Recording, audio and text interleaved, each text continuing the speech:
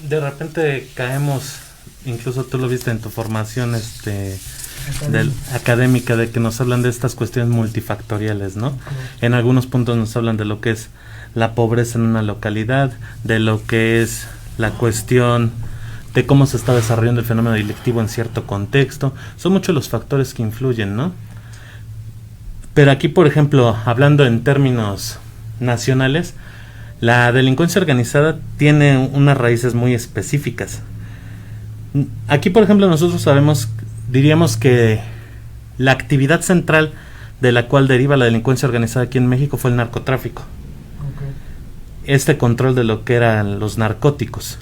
¿Cuándo se da eso? Nosotros hemos tenido una historia en la cual siempre el mexicano, no digo todos, no es una generalización, pero históricamente hemos estado vinculados a las sustancias psicoactivas.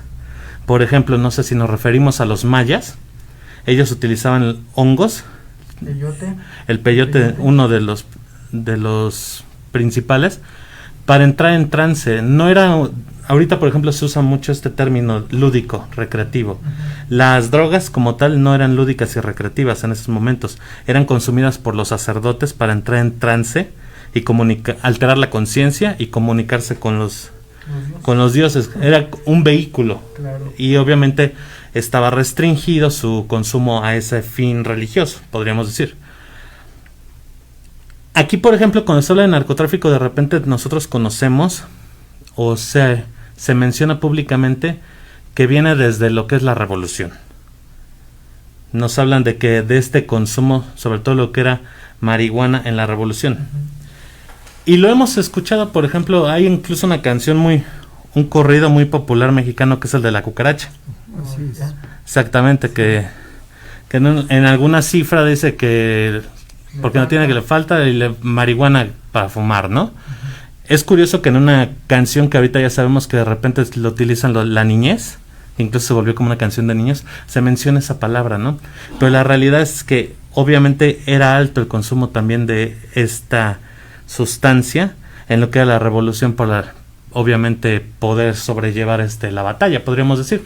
Pero la historia de lo que es estas sustancias de consumo aquí es previo a la Revolución Mexicana.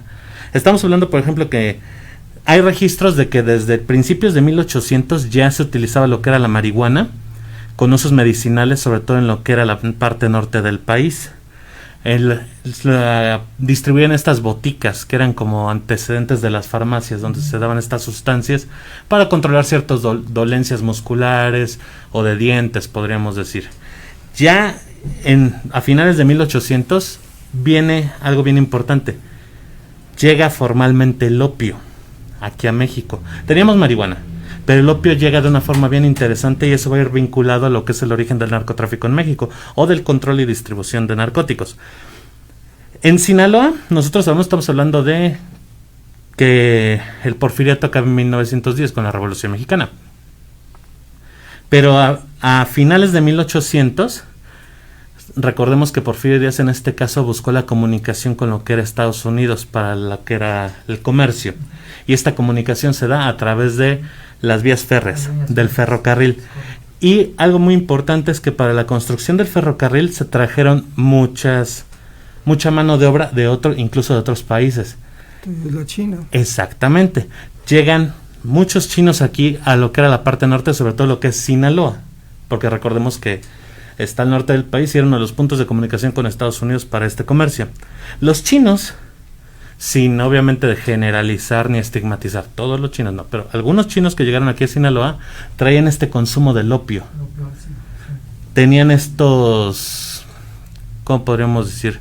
Sitios donde ellos podían ir a fumar, a consumir este opio, ¿no?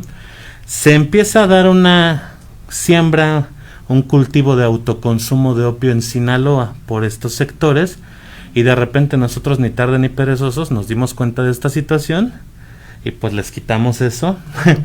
Y obviamente como decimos coloquialmente, vimos el business, vimos dónde estaba y empezamos a controlar el opio y empiezan ahí algunos grupos, sobre todo de lo que es Sinaloa, estas partes de Badiraguato, a controlar la distribución de opio como tal, opio y marihuana.